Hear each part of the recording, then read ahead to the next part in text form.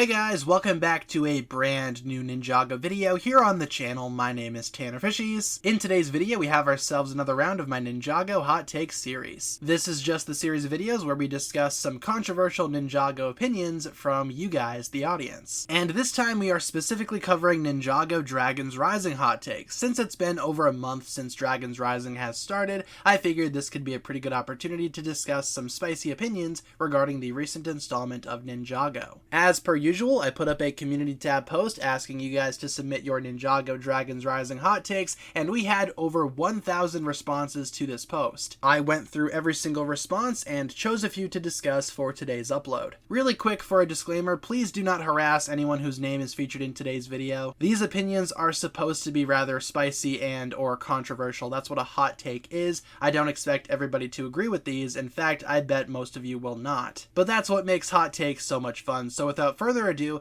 let's talk about these Ninjago Dragons Rising hot takes. First up here, hot take. I like that they did not include all of the ninja in part 1. It would have taken away some of the spotlight from Eren and Sora, and needing to include 8 different scenes to show what each ninja was up to would just shorten out the time we get to see the new characters. Yeah, so a lot of people really did not like the fact that in Dragons Rising part 1, Jay and Cole did not show up, and in fact, even Zane didn't really get that much attention. But like this comment says, it allows for the new characters to shine, especially Eren and Sora, who are the main characters of Ninjago Dragons Rising. As much as people might not like to admit it, these two are the main characters, along with maybe Lloyd, but Eren and Sora especially are the main characters of Dragons Rising, so I understand where this comment is coming from. Having the older ninja be there would just take away from that screen time. However, I do expect the older ninja to come back at some point in part 2, but at that point I imagine the team will rotate out members every single season, which would make screen time a little bit more balanced between all of the characters, especially the new ones. Personally, I think Euphrasia is a great successor as the Master of Wind, and it's not like they've done anything with Moro since Day of the Departed anyhow, so it's good to see the element of wind be passed on. I fully agree with this. A lot of people, especially Moro fans, were not happy that Ninjago Dragons Rising introduced Euphrasia, the new Master of Wind, but I think she's totally a fine character. I imagine at some point down the line she will have more to do, of course, but as of right now she is simply the new Master of Wind. And I've seen more people talk negatively about Euphrasia than positively, so a positive opinion, I think that qualifies as a hot take. We also have another Euphrasia hot take here. Euphrasia is overhated. I know Moro is the more iconic Master of Wind, but I really liked Euphrasia's scenes. It's cool to see a newer take on the elemental power of wind. And I agree with that one too. I think what I've been saying recently is that Euphrasia isn't the better character, but she's the better wind elemental, at least in my opinion. And that may be a hot take in and of itself, but I just thought I would include some positive Euphrasia comments here, just because I've seen an overwhelming amount of hate towards her from Ninjago fans after watching Dragons Rising. Hot take, the Dragons Rising suits are amazing. Top 5 in my opinion. That's pretty high. I mean, I don't know if I'd place them that high, but opinions will be had, of course, but I thought this comment was interesting. A lot of Ninjago fans do not like the Dragons Rising suits, at least in terms of the masks and the armor. I've seen a lot of comments talking about how ugly they are,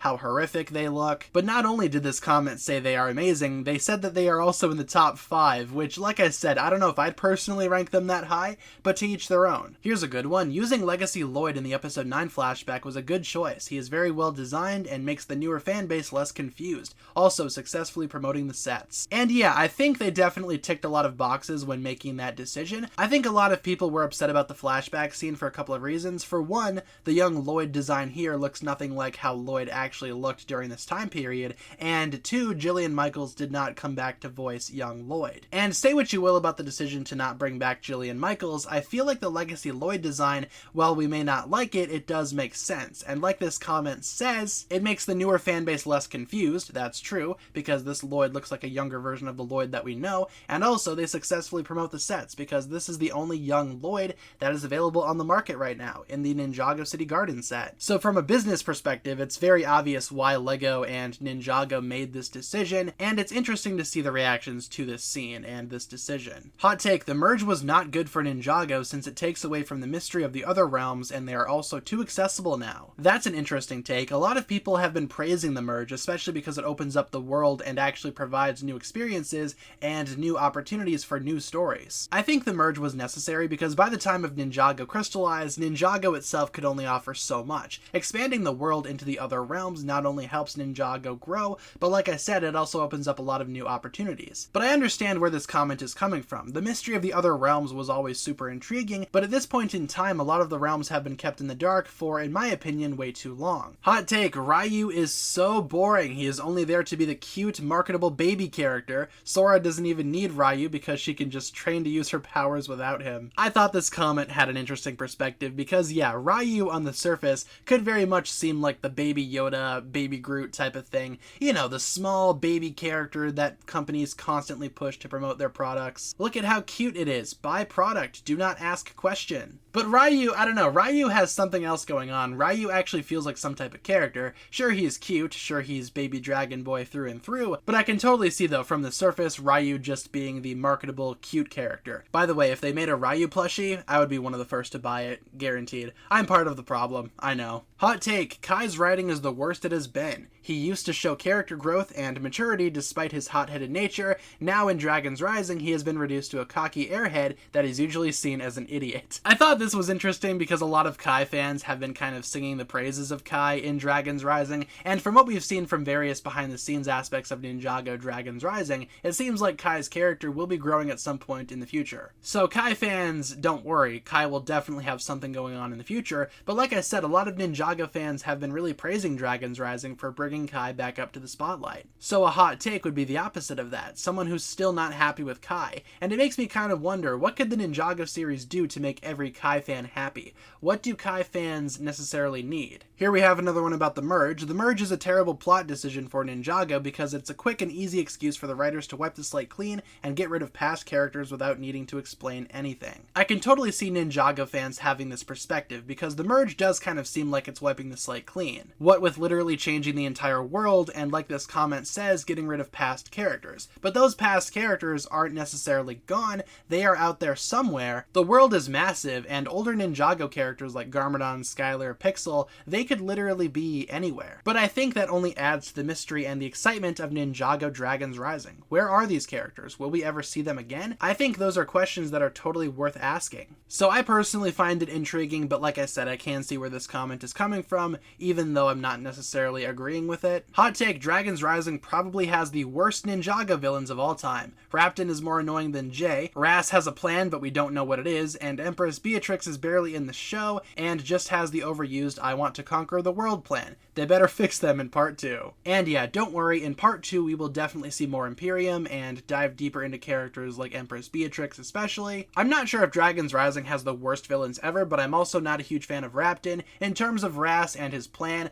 like I said, that's just kind of laying down the groundwork for what's to come. With Raptor though, I agree, Raptor is kind of annoying. This user left a couple of hot takes, but I'm only going to talk about the first one just because we've already talked about the second one quite a bit, I feel. Hot take, heat is a good element. You can raise and reduce temperature. With it, you can raise the temperature and shoot heat blasts. So for those that don't know, Wildfire's power is officially heat, and a lot of Ninjago fans think that's a really dumb idea for an elemental power. In fact, I saw a lot of comments on this post talking about how dumb of a power that is, but I feel like that's the popular opinion. A more controversial opinion would be to say that heat is a good elemental power, which this user does. I'm not sure about the raising or reducing of temperatures though. I think that is totally a possibility and maybe something that Wildfire could unlock at some point down the line, but as of right now, we just see her basically copying Kai. So I can understand why Ninjago fans don't like heat, but I think it has a lot of potential, and like this user says, it might actually be able to do some pretty crazy things in the future. We are just gonna have to wait and see. Hot take, Eren is just overhyped. He serves no purpose except to be that one character little kids can look up to. He has no element and is just your average be good superhero. Absolute disappointment. I know a lot of Ninjago fans really like Eren in Dragon's Rising, but a lot of people also do not. And I think that's just because, yeah, like this comment says, so far he's just kind of been hanging to the background. Not really doing much, not really having that much of a power, but he is still one of the main characters of Ninjago Dragon's Rising. Part 1 was more so the Sora story. I imagine Eren will get his uprising in part 2. Then maybe more Ninjago fans would accept Eren, but as of right now, I can totally see why some people would find him to be a little bit underwhelming. Dragon's Rising is overrated. The first episodes are boring and feel like filler.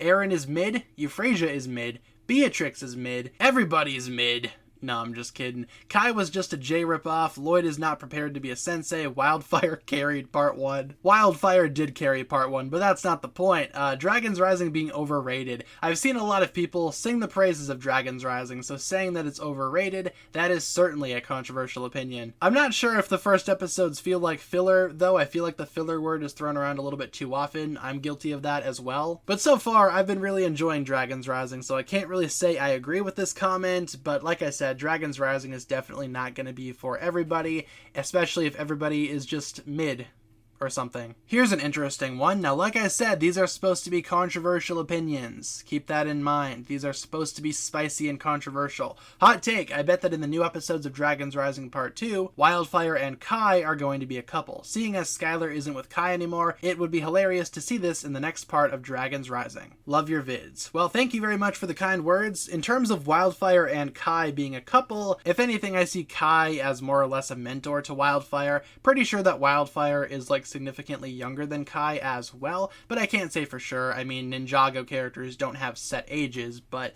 I feel like maybe they wouldn't really work as a couple. I imagine Skylar might come back at some point in time. The merge pretty much displaced a lot of people. Maybe Kai found Skylar, but Skylar is off doing her own thing. Either way, I feel like Kai and Skylar are still together, despite them not being like physically together, if that makes sense. I don't know, like I said, to each their own, opinions will be had. I'm just not really a huge supporter of the Wildfire and Kai ship. I just don't really see it personally. And finally here, the ninja should be arrested for tax evasion. Not really a Dragon's Rising hot take, but I agree. And with that being said, guys, that'll pretty much wrap it up for this round of Ninjago Hot Takes, Dragon's Rising Edition. Thank you so much for watching today's video, everybody. Hopefully you guys enjoyed. Like I said, these opinions were supposed to be pretty spicy and controversial, so keep that in mind before you leave a hate comment or whatever. And thank you very much to everybody who commented on my community tab post. Thank you very much for submitting your Ninjago Hot Takes. We will be doing more of these in the future, so stay tuned for more installments of this series at some point down the line. Which of these hot takes did you find to be the most controversial, or which ones do you think you agree with? Leave all your thoughts down below, and hopefully you enjoyed today's video. Like I said, guys, that'll pretty much wrap it up for my thoughts here. Thank you so much for watching. If you guys enjoyed today's video, feel free to like and subscribe, do all that fun stuff, and I will talk to you guys again very, very soon. Peace.